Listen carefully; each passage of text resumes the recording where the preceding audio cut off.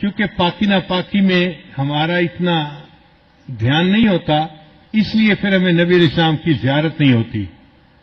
بہت سارے لوگ یہ کوشچن پوچھتے ہیں کہ جی اتنے سالوں سے ہم کوشش کر رہے ہیں کہ ہمیں نبی علیہ السلام کی زیارت نصیب ہو، مگر نہیں ہوتی۔ عام طور پہ جو ہم نے بزرگوں سے سنا ہے اس کی دو وجوہات ہوتی ہیں، ایک نگاہ ناپاک ہوتی ہے اور ایک بدن یا کپڑے ناپاک ہوتے ہیں جس کی وجہ سے زیارت سے محروم ہو جاتے ہیں۔ اگر ان دو چیزوں پر محنت کریں تو اللہ تعالیٰ زیارت نصیب جلدی فرما دیں گے۔ نگاہ کا بہت زیادہ پرہیز کریں،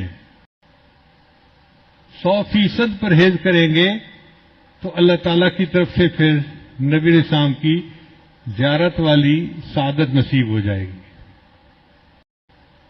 میرے والدین چونکہ شروع سے ہی نیکی کی زندگی گزارنے والے تھے،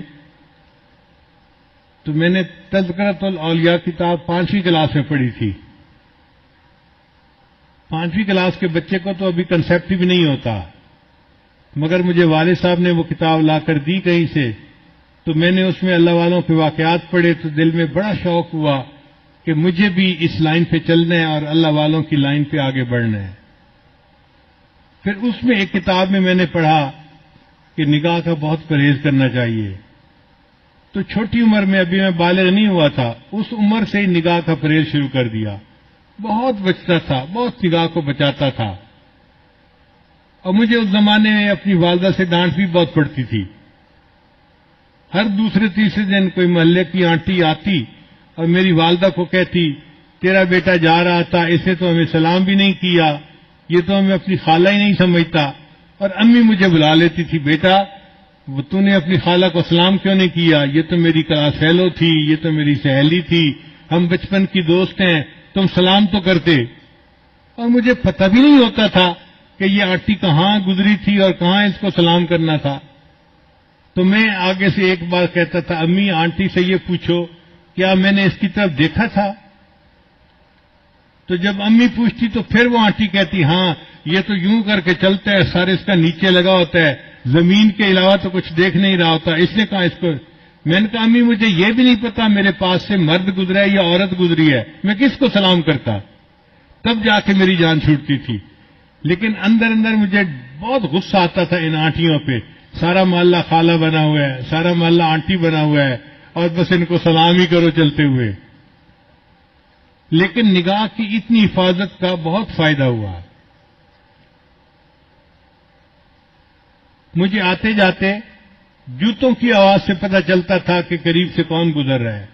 عام طور پہ مردوں کے جوتوں کی آواز اور ہوتی ہے اور عورتوں کے جوتوں کی آواز ڈفرینٹ ہوتی ہے، اس سے اندازہ ہو جاتا تھا کہ قریب سے گزرا کون ہے، ورنہ کپڑا بھی نہیں دیکھتے تھے کہ قریب گزرنے والا کون تھا۔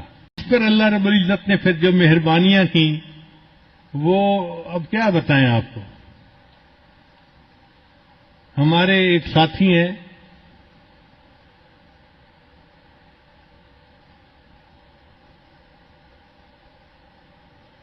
لاہور کے،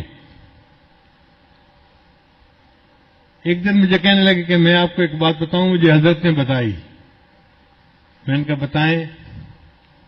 کہنے لگے کہ حضرت نے مجھے بتایا کہ دیکھو اس وقت آپ کسی مسجد میں کھڑے تھے، آپ کی طرف اشارہ کر کے حضرت نے کہا کہ اس بچے کو اس وقت 100 سے زیادہ مرتبہ نبی علیہ السلام کی زیارت ہو چکی ہے۔